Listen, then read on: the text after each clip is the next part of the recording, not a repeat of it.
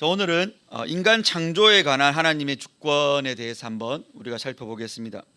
우리가 지난 시간까지는 이제 존재 세계에 대한 이런 일반적인 그런 뭐랄까 여러분 원론적인 하나님의 주권을 말을 했다면, 이제 강론으로 들어와서 사실 요 앞에 이제 뭐 영물에 대한 이런 하나님의 천지 주권도 있고 다 한데, 그런 부분은 제가 이렇게 생략을 했습니다. 그런 부분까지 다 일일이 다 다루고 넘어가면 요 시간들이 너무 길어지고, 사실 영물에 대한 뭐 제가 알기로 이제 천사론이라는 그런 과목도 있고 있는 걸로 아는데, 사실 저도 이제 뭐 그렇게 그 부분을 깊이 공부한 건 아닙니다. 다만 이제 이런 천사의 존재, 영적인 존재에 대해서 성경이 계시한 만큼 우리가 알 필요는 있지만, 사실 뭐 그런 부분들을 우리가 뭐 여러분들이 이미 익히 아는 부분도 있고, 또 그 부분들을 다 다루고 넘어가면 이게 너무 루즈해질 것 같아서 그런 부분들은 좀 스킵을 하고 제가 이제 더 중요한 부분들만 추려서 이 올롱사님 책을 나누고자 합니다. 그래서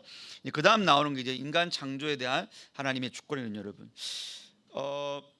강의하면서도 말씀을 드리겠지만, 우리가 성경을 통해서 하나님의 주권을 배우고 그 하나님의 일하심을 배운다는 것은 여러분들이 그 배운 내용을 수용을 하고 또 여러분들의 삶 속에서 사실은 이제 적용하는 것까지 나가는 게 요 강의의 이제 목표거든요. 우리가 대학교에서도 강의를 여러분 들을 때 이제 첫 시간 되면 OT 하면서 교수님들이 뭐 참고 도서라든지 알려주기도 하고, 강의의 목표 같은 걸 알려주잖아요. 어떤 뭐 법칙이나 원리를 배울 때도 그게 이제 어떻게 이제 우리가 적용할 수 있고, 어떤 이 강의의 목적을 통해서 여러분들이 누려야 될 것, 또 알아야 될 것, 또 그걸 통해서 여러분들이 전공을 살리는 데서 필요한 것들을 알려주는 것처럼, 마찬가지로 우리가 이제 인간 창조에 대한 하나님의 주권을 배운다고 함은 세상이나 혹은 사람이 정의하는 그렇게 정의되어져 있는 인간론에 대한 것들을 여러분들이 다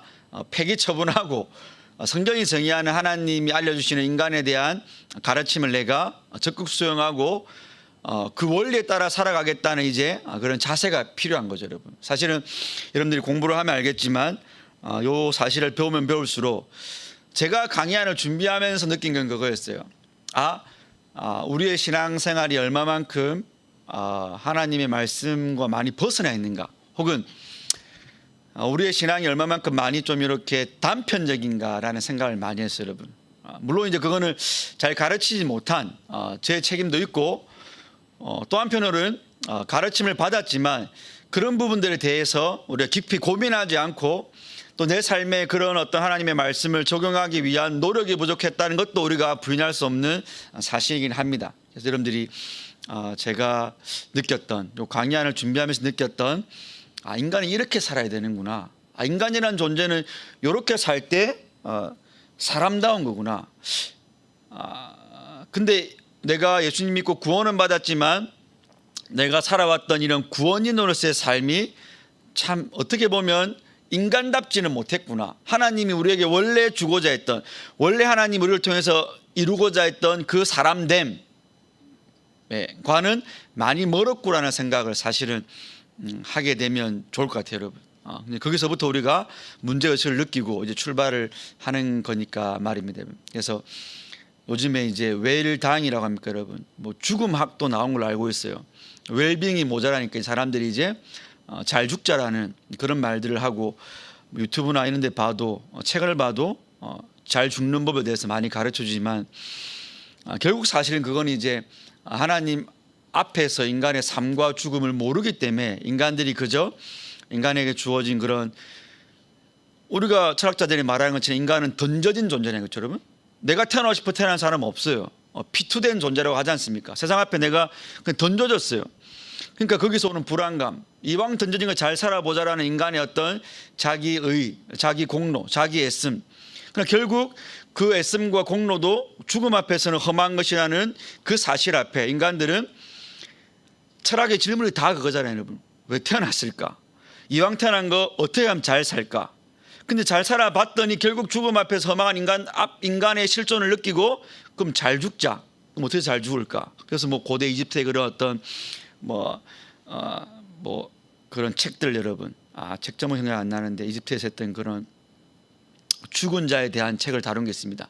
상당히 이제 그것도 교보문고나 들어가 보면 사람들이 많이 읽고 하는데, 어쨌든 그런 것처럼 여러분, 근데 우리가 인간론을 잘 배우면 저와 여러분들이 그런 세상으로부터 우리가 도움을 받지 않고 그런 어떤 한계가 있는 인간의 지식에서 나오는 그런 어떤 위로, 그런 어떤 방법론이 아니라 하나님이 인간을 만드셨으니까 인간의 매뉴얼은 하나님한테 있는 거 아니겠습니까? 여러분, 그런 부분들 우리가 단순하게 어떤 교리 몇 가지를 배운다, 성경의 어떤 뭐 지식 몇 가지를 내가 더 추구한다, 이렇게 끝나면 이제 절대로 안 되는 거죠, 여러분. 그래서 우리가 이 시간 그런 목표를 좀 가지고 인간론에 대해서 한번 잘 살펴보면 좋을 것 같습니다.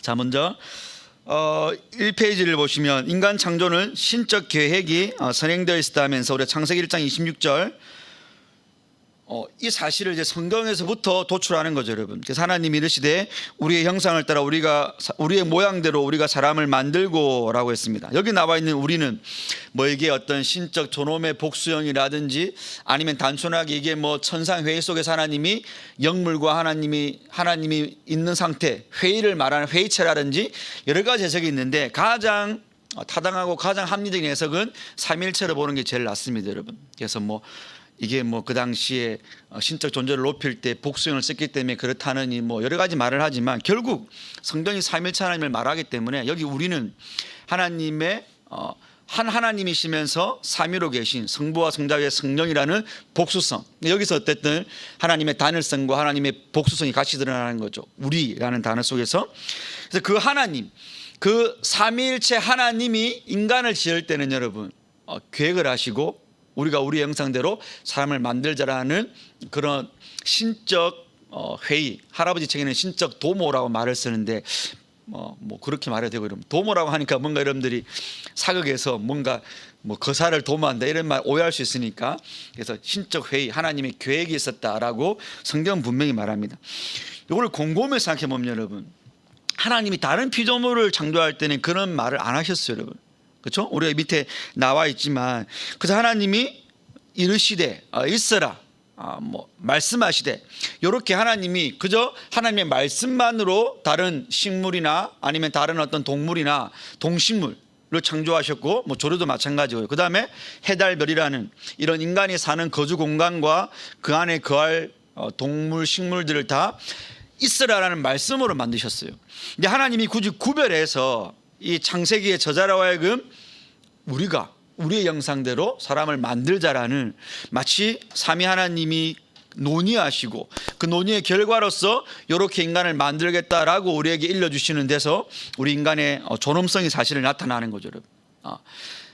뭐 좀 미리 말씀을 드리자면 여러분, 사실은 수많은 계몽주의 철학이라든지 수많은 이런 진보주의자들이 평등이니 인권이 이런 말들을 자기들이 갖다 쓰지만 여러분, 사실 진화론과 진보주의와 계몽주의와 이성주의는 인권을 높이는 것 같지만 사실 그 체계가 인권을 보장해 주는 게 아니거든요, 여러분.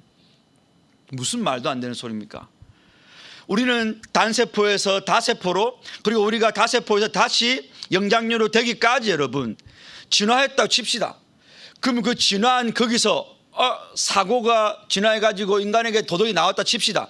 그 왜 진화된 존재가 그 도덕을 지켜야 된단 말입니까, 여러분? 왜 진화된 존재에 각각이 인권이 있단 말입니까, 여러분? 결국 이 세상이 말하는 인본주의 신학, 인본주의라는 것 자체가 사실 인본주의라고 하면 여러분 어떤 인간이 보편적으로 공유할 수 있는 도덕이 원래 없는 게 인본주의예요. 근데 사실 그 사람들이 하나님으로부터 나오기 위해서 인권이라는 말을 썼을 뿐이지, 원래 인권, 원래 인본주의라는 말 안에는 인간의 권리 자체가 들어갈 여지가 없는 체계예요, 여러분. 왜요? 인간의 존재와 인간의 생성과 발달 자체가 도덕이 필연성이 아니기 때문에 여러분. 잘 생각해 보십시오, 여러분. 그러니까 사실 니체가 한 말에도 오류가 있어요, 여러분. 그 당시 유럽을 듣고 있었던 기독교라는 종교로부터 탈피해서 우리가 신을 의지하지 말고 우리가 초인이 돼서 우리의 삶을 우리가 스스로 운명을 개척하자. 멋진 말이죠. 근데 왜 우리가 그 니체의 말에 따라야 되죠, 여러분? 기독교의 권위에서는 벗어나와야 되는데 왜 니체라는 개인 철학자의 말대로 왜 우리가 초인이 돼가지고 내 삶을 개척하는 그런 위대한 사람이 왜 돼야 되는 거죠? 그러니까 니체도 자가당착에 빠지는 거예요.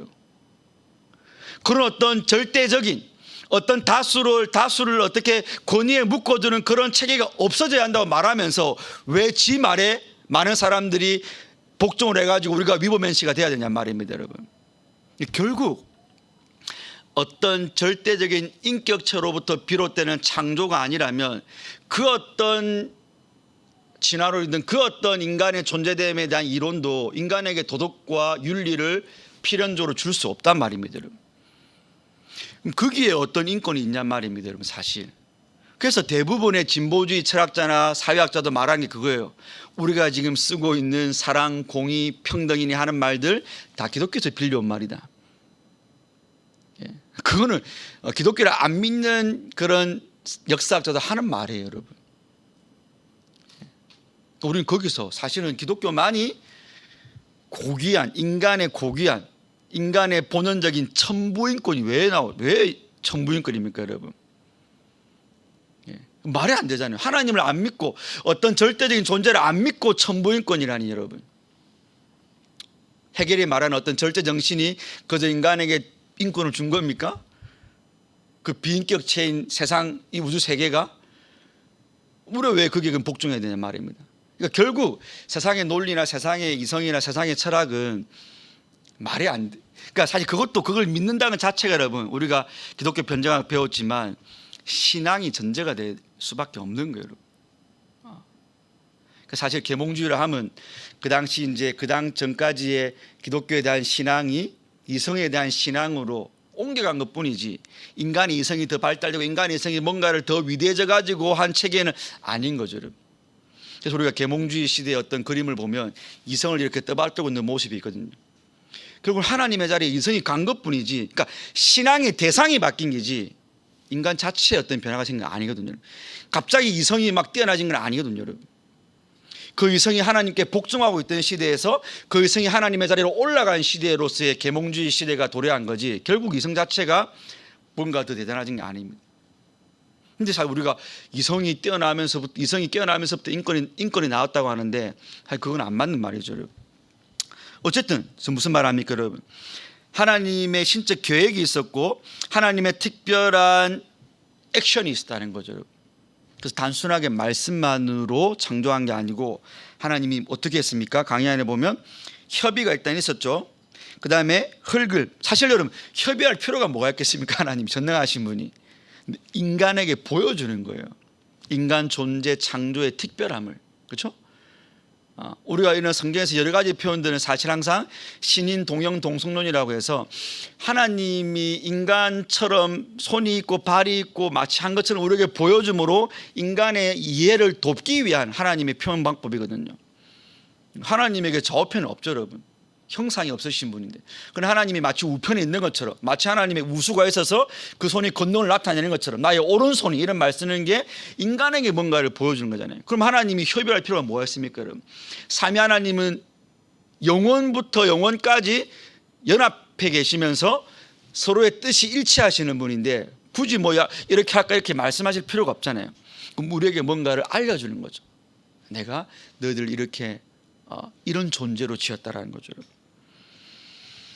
그 다음에 흙을 재료로 창조하였다. 여기는 뭔가 우리에게 내포하는 바가 있습니다, 여러분. 왜 굳이 인간이 그렇게 고귀한 존재면 금도 있고 뭐 다이아몬드 없었겠습니까, 여러분? 우리가 창세기 1장에 보면 하나님의 에덴 동산에, 여러분, 수많은 보석들이 있거든요. 에덴 동산의 특징 중 하나가 보석입니다. 그럼 바로 나중에 계시록에서 마지막 새 땅에서의 보석도 나오는 거죠. 그래서 12문이 있고 보석이 있고 이스라엘 시대에 이스라엘 제사장의 흉패에 12보석이 있는데 12지파를 상징하고, 그러니까 존귀한 거잖아요.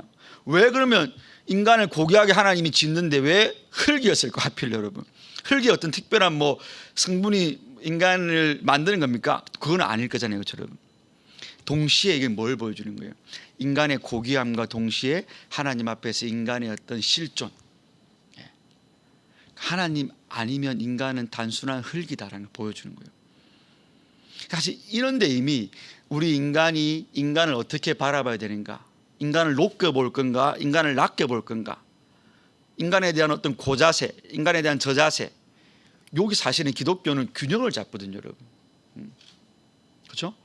그래서 하나님 없는 사상 체계를 보면 대부분 요거예요. 인간이 하나님 위에 가 있든가, 아니면 인간을 상당히 이렇게 낮춰가지고 사실 인간에 대한 어떤 경멸, 저하가 사실 또 있는 거거든요, 여러분. 근데 기독교는 아니라는 거죠. 인간이 있어야 될 자리를 잡잖아요. 어떻게요?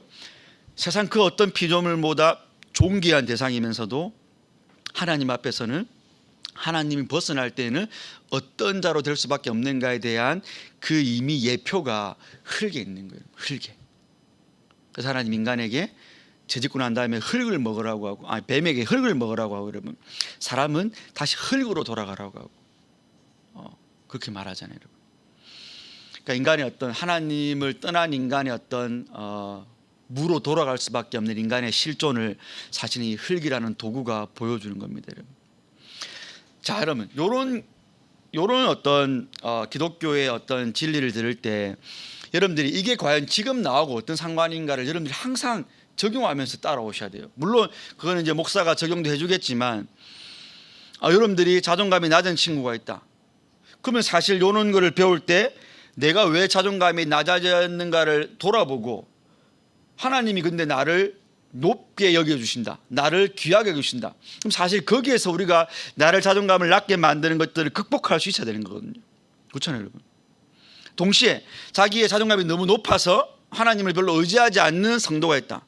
그럼 이런 걸 배우면서 나는 흙이구나, 나라는 존재가 나의 존재를 내가 유지하고 내가 생성하고 내가 나의 존재를 어떻게 끌고 가는 존재가 아니고 하나님 앞에 연합되어 있을 때만 생명으로서 의미가 있는, 나는 흙이구나, 하나님께 나의 생명의 근원이 있는 거구나를 알게 될 때 우리 인생이 겸손해질 수 있는 거잖아요. 그러니까 그럼에도 불구하고 우리가 이런 어떤 적용을 못한다는 건 무슨 의미겠어요? 그러니까 우리가 성경을 배울 때 하나님 말씀으로 그거를 내가 빨아들이지 않는다는 의미가 되는 거죠.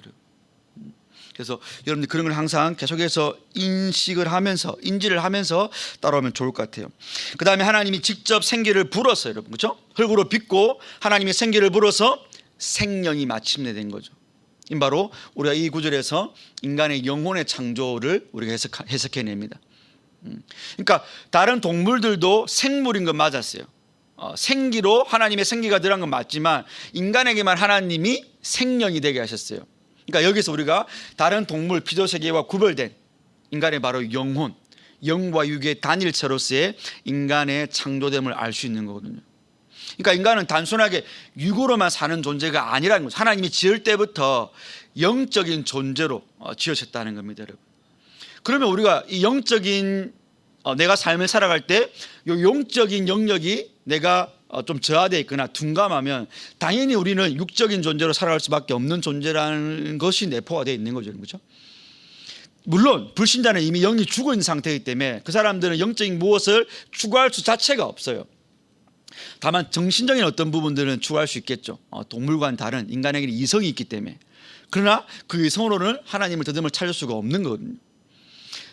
반대로 우리 불신자에게는 하나님이 영을 다시 거듭나게 살렸기 때문에 우리는 반드시 이 영육 단일체로서의 삶을 살아가야 되는 거예요.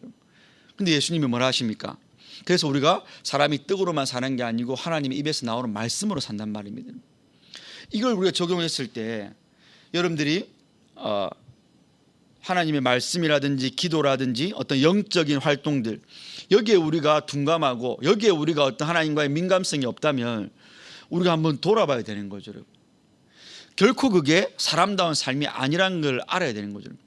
근데 내 삶이 세상적인 것에, 육적인 것에, 먹고 마시는 것에, 내가 어떻게 나아가고자 하는 나의 삶의 어떤 이 땅에서의 현세적인 것에만 우리가 매몰되어 있다면 여러분, 그게 결코 하나님이 기뻐하시는 인간의 모습이 아니라는 거고 우리는 사람답게 못 살고 있다는 거죠, 여러분.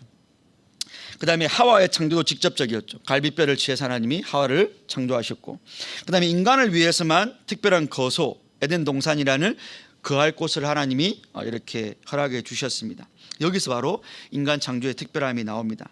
자, 근데 인간 창조의 하이라이트, 클라이막스는 뭐예요, 여러분? 바로 하나님이 하나님의 형상으로 인간을 창조했다라는 것이 있습니다. 우리 이 부분을 좀 봅시다, 여러분. 여러분 창세기 1장 26절 17절 다시 한번 읽어보세요. 하나님이 이르시되 우리의 형상을 따라 우리의 모양대로 우리가 사람을 만들고 그들로 바다의 물고기와 하늘의 새와 가축과 온 땅과 땅에 기는 모든 것을 다스리게 하자 하시고 하나님이 자기 형상 곧 하나님의 형상대로 사람을 창조하시되 남자와 여자를 창조하시고. 자, 여기에서 하나님의 형상이라는 단어가 반복해서 나옵니다. 그래서 우리 이제 성경 신학자들이 고민을 하는 거죠. 하나님의 형상이 뭐지? 여기 하나님의 형상과 모양대로 만들자 했기 때문에 그러면 형상하고 모양이 다른 건가? 하나님의 형상은 뭐고 하나님의 모양은 뭐지? 요런 이제 성경 해석에 대한 이전 논의가 이제 활발하게 일어나는 거죠. 근데 성경 해석의 결과로 나온 하나의 결과는 여기 형상과 모양은 동일한 의미다라는 것입니다. 그러니까 똑같은 의미를 반복해서 썼다라는 것입니다. 왜냐하면 창세기 5장 1절에 제가 각 줄을 달아놨지만 아담은 130세에 자기의 모양 곧 자기의 형상과 같은, 그러니까 이 형상이라는 단어와 모양이라는 단어가 교차로 병행해서 사용이 되어지고 특별한 의미가 없이 사용된다는 것을 알기 때문에 모양 형상은 동일한 의미다. 근데 이제 그럼 이게 하나 해결됐어요. 그럼 구체적으로 모양과 형상이 뭐냐는 겁니다, 여러분. 요거는 요 창세기에서 우리에게 명시를 안 해주기 때문에 우리는 성경의 통일성 안에서 다른 성경, 우리 웨스트민스터 신앙고 백성 여러분, 성경에 대할 때 성경은 성경으로 해석하라는 말이 있습니다. 그리고 웨스트민스터 신앙고 백성 성경을 해석할 때 성경을 성경으로 해석하는데 예를 들어서 예수님이 6월절 어린 양이다, 이런 것들은 성경에 구체적으로 명시가 되어 있죠, 여러분. 근데 명시가 되어져 있지 않지만 합리적이고 충분한 근거를 가지고 추론할 수도 있다라고 말을 합니다. 그 무슨 말이겠어요? 구약의 어떤 예표가 신약에서 실체로 명시되어 있는 것도 우리가 당연히 알아야 되지만, 그렇게 성경을 해석하게 해야 되지만 어떤 부분은 구체적으로 명시가 안 된단 말입니다. 그 구약의 어떤 단어와 신약의 어떤 내용들이. 그때는 그러면 성경 전체의 틀 속에서 그것이 구약과 신약에서 어떤 의미인지를 합리적으로 우리가 추론해낼 수 있다고 하는 게 우리 신앙 고백서에 있어요. 그래서 우리 신앙의 선배들은 요 형상과 모양을 그러면 일단 신약에서 찾아보는 거예요. 찾아보니까 하나님의 형상, 그러니까 인간을 하나님의 형상으로 지음받았는데 하나님의 형상이신 예수님으로 말미암아 우리가 의와 지식과 거룩함이 회복이 됐다고 하네. 요런 이제 구절들. 그리고 창세기 1장 27절에서 그 형상으로 지음받은 인간에게 하나님이 통치하도록 만든 피조세계를 다스리도록 하시네. 요런 이제 구절들. 그리고 그 형상으로 하나님이 남자와 여자를 지었다고 하네. 요런 이제 구절들. 요런 걸 통해서 이제 형상을 이제 소급해서 우리가 이제 해석하는 거죠. 그걸 한번 봅시다, 여러분.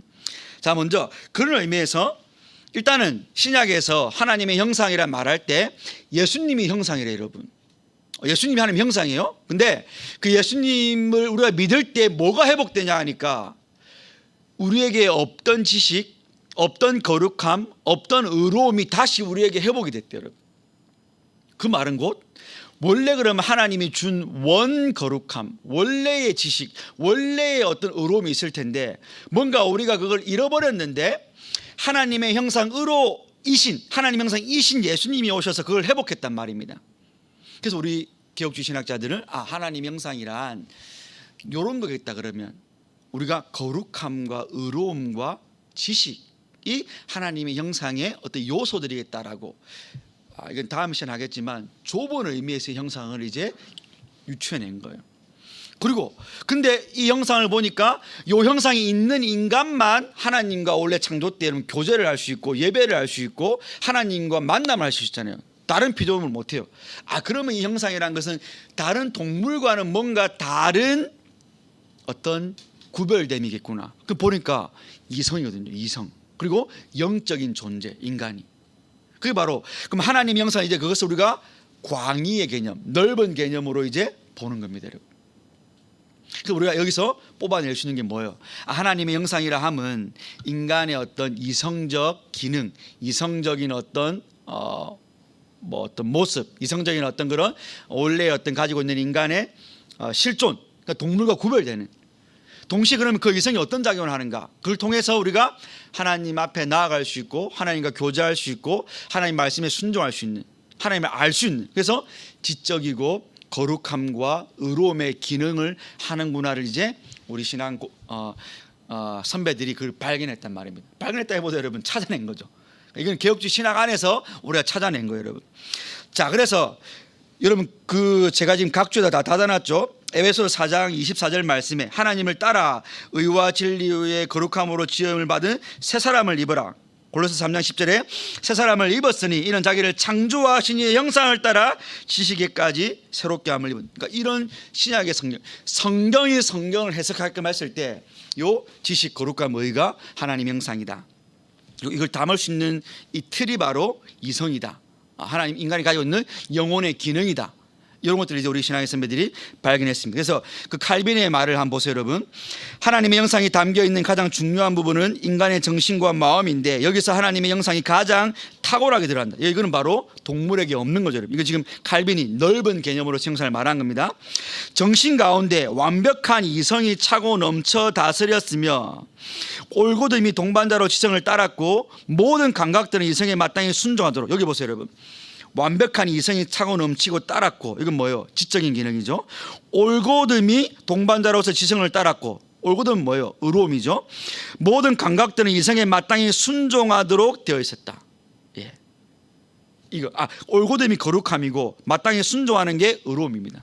이미 칼빈 여기 안에서 인간이 동물과 차별화된 하나님의 형상은 바로 정신과 마음 혹은 영혼의 기능인데 그 안에 바로 지성이 있고 거룩함이 있고 그 다음에 의로움이 있다. 우리 순종할 수 있는 의지가 있다. 이렇게 우리가 이걸 뭐예요? 뭐라고 합니까? 이걸 쉽게 말하면 전인이라고 하죠. 전인격, 인격을 말할 때 인간의 지정의를 말하는 거죠. 이건 동물과 없는 거죠. 그래서 우리 결론적으로 하나님의 형상은 바로 첫 번째 그 내용으로서는 바로 지정의, 지식과 거룩함과 의로움. 여러분 이걸 잘 기억하고 있어야 이제 이게 우리가 나중에 타락으로 이걸 이제 잃어버린단 말입니다.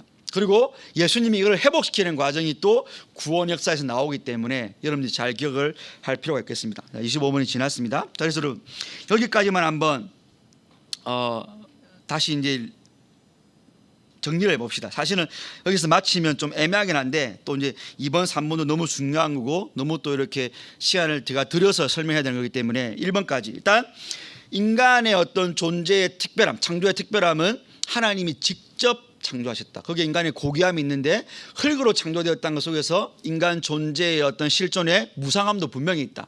그래서 흙인 존재가 하나님을 떠날 때 인간의 생명력은 결코 독립적일 수는 없다는 거죠. 여러분. 하나님과 연합되어 있을 때만 인간은 고귀한 존재고 인간은 생명이 있는 존재입니다. 그게 분리되었을 때는 그저 인간은 흙으로 돌아가는 비참한 존재가 될 수밖에 없다는 게 창조의 기사에 나타나 있는 인간 존재의 양성이라 할까요 여러분?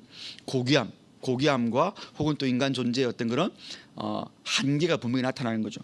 자, 근데 그 인간을 하나님께 지으셨는데 인간의 특별함은 어디에 드러나냐면 바로 하나님의 형상. 그건 다른 피조물과 더 구별되는 건데 하나님의 형상의 첫 번째 그 내용이 뭐냐? 그 형상의 어떤 큰 광의의 개념으로서 이성적 기능 혹은 영적인 기능을 하는 거고, 그럼 그게 어떻게 기능을 할 수 있냐면 그 안에 하나님을 아는 지식이 원래 있고 하나님과 교제할 수 있는 원래의 거룩함이 있고 그 따라서 하나님께 순종할 수 있는 의로움이 있다는 거죠. 지정의가. 그게 바로 우리가 쉽게 말하면 인간의 인격성입니다. 그러니까 하나님은 그 인격적 존재와 교제하고 싶었던 거예요. 그렇죠 여러분? 다른 동물이나 다른 무생물이나 그게 아니라 인격적 존재인 인간을 만들고 그 인간과 교제하고 싶었던 거예요. 그래서 인간에게만 하나님의 형상을 하나님이 부여하신 겁니다. 사실 이것만 해도 여러분, 그럼 우리가 결론적으로 내가 하나님 형상이 회복되었을 때 내가 지금 하나님과 인격적 교제를 나누고 있는가? 그렇죠? 하나님이 다시 우리에게 아들의 피로 나를 회복시켰을 때는 우리가 골로새서를 읽어봤지만 하나님이 예수님으로 나를 하나님의 형상으로 다시 회복시켜서 새로운 피조물이 되게 했을 때는 그 목적이 있을 거 아니에요. 하나님 것처럼. 그래서 여러분 구원은 우리에게 너무나 큰 복이고 성경에서는 그 큰 구원이라고 히브리서에 말씀하고 구원은 그 하나로서 목적이 맞아요. 그러나 구원은 더 고차원적인 목적 앞에서는 수단입니다. 왜요? 고차원적인 목적이 뭐예요, 여러분? 하나님의 영광을 위하는 삶, 하나님과 교제하는 삶을 위해서는 구원이 수단으로 필요했던 거지. 구원해놓고 하나님이 야 고레시 너 알아서 살아, 이거 아니잖아요, 여러분. 근데 우리가 얼마나 많은 경우에 여기만 머물리냐 말입니다. 아, 난 구원받았어, 나 기뻐, 내 삶을 이제 지옥 갈 일이 없어, 나는 이제 천국을 따놓은 당상이야. 그리고 이제 나는 이제 하나님 이름으로 기도, 나는 응답받아. 나는 이제 하나님이 구원받았기 때문에 나에게는 이제 하나님의 양자됨의 권리가 있어. 여기만 머물면 안 된단 말입니다, 여러분. 하나님 우리에게 구원을 줘가지고 하나님 이루고자 하는 그 하나님의 진짜 뜻이 있는데요, 오늘 배운 데서는 교제하는 거, 그분 없이는 못 사는 거, 그리고 그분에게 내가 기쁨이 되는 삶, 그게 우리 존재 이유란 말입니다, 여러분. 그래서 하나님 인간에게만 형상을 부여하신 거란 말입니다. 그럼 우리가 과연 이 형상이 회복된 자답게 내가 그 하나님과 교제하는가? 그거 아니라면 여러분 우리 신앙생활은 잘못하고 있는 거예요. 이따금씩 교제하는 거, 내가 힘들 때 하나님 찾아가는 거, 내 삶에 좀 고달플 때 하나님께 기도하는 거, 내 삶이 좀 어려울 때 성경 펴서 잠깐 읽어보는 거, 내 삶에 내가 이것저것 다 해봤는데 아무것도 내가 위로 못 받고 마지막으로 내가 찾아가는 하나님 아니란 말입니다, 여러분. 세상에 이것저것 내가 다 할 거 다 기쁨 취하고 이걸로 취하고 저걸로 취하고 이 사람 만나고 저 사람 만나고 이거 하고 저거 하고 하다 안 되니까 그냥 뭔가 허전하니까 하나님 찾아가는 거 아니란 말입니다, 여러분. 근데 우리가 얼마나 많이 하나님을 그렇게 대하냐는 말입니다. 하나님은 유일한 존재로, 천사도 아니라 유일하게 인간에게만 하나님이 교제하고 싶은 그 은혜를 베풀었는데, 못 알아먹는 불신자는 차치하고 여러분, 그를 할 수 있도록 하나님이 아들의 피로 값주고 산 우리가 하나님을 1순위에 두지 않고 그 하나님과의 교제를 터부시하면서 평가절하하고 다른 어떤 것보다 우선순위에 두지 않는다면 우리 신앙생활은 그 자체로 빵찜이라고 봐야 돼요. 구원은 받으실지 모르겠지만 아무 의미 없는 비생산적인 비건설적인 하나님께 전혀 기쁨이 안 되는 삶인 거예요, 여러분. 그리고 여러분 스스로도 그 삶에서 만족이 없거든. 우리가 솔직하게 톡 까놓고 여러분, 우리끼리니까 진짜 기쁨일까 여러분? 여러분이 진짜 삶 가운데 하나님과 교제에서 누리는 그런 세상이 모르는 그런 기쁨과 그런 어떤 은밀한 사랑의 그런 어떤 미래를 나누면서 살고 있습니까 여러분? 그리고 여러분 그 미래를 나누는 걸 위해서 그 시간을 빼놓기 위해서 여러분 삶을 여러분들이 계획을 세우고 그 시간을 내가 하나님께 쓰기 위해서 우리의 삶을 정리합니까 여러분? 아니라면 우리 신앙은 다시 처음부터 여러분, 처음부터 세워나가야 되는 거예요. 여러분들도 내가 얼마나 비참하고 내가 얼마나 가난하고 내가 얼마나 벌거벗었고 내가 얼마나 앞 못 보는지를 라오디게아 성도들처럼 봐야 돼요. 예수님이 보여주셔야 돼요. 야, 네가 그렇게 교회에서 이것도 하고 저것도 하고 네가 이렇게 옛날 많이 했는데 지금 네가 과연 나와의 관계가 그렇게 풍성하냐? 네가 뭘 보고 있고 네가 뭘 잊고 있고 네가 뭘 의지하고 있고 네 삶에 뭘 만족으로 삼고 있는가 물어볼 때 그 찌르면 여러분 예수님이십니다. 하나님이십니다. 하나님이 전부입니다. 나와야 되는 거예요. 찌르면 나와야 돼요. 그게 아니라면 우리의 신앙은 큰 병이 있다. 제가 이거는 협박한 것도 아니고 여러분에게 뭐 윽박지는 것도 아니고 우리가 거기에 자라가야 된다는 저의 호소입니다. 그거 없이는 우리의 신앙생활은 결코 무의미합니다. 25분은 훌쩍 지났지만 어쨌든 그걸 기억해 주시고 여러분들 이 강의를 통하여서도 여러분들 회복하는 그런 모습이 있기를 바랍니다.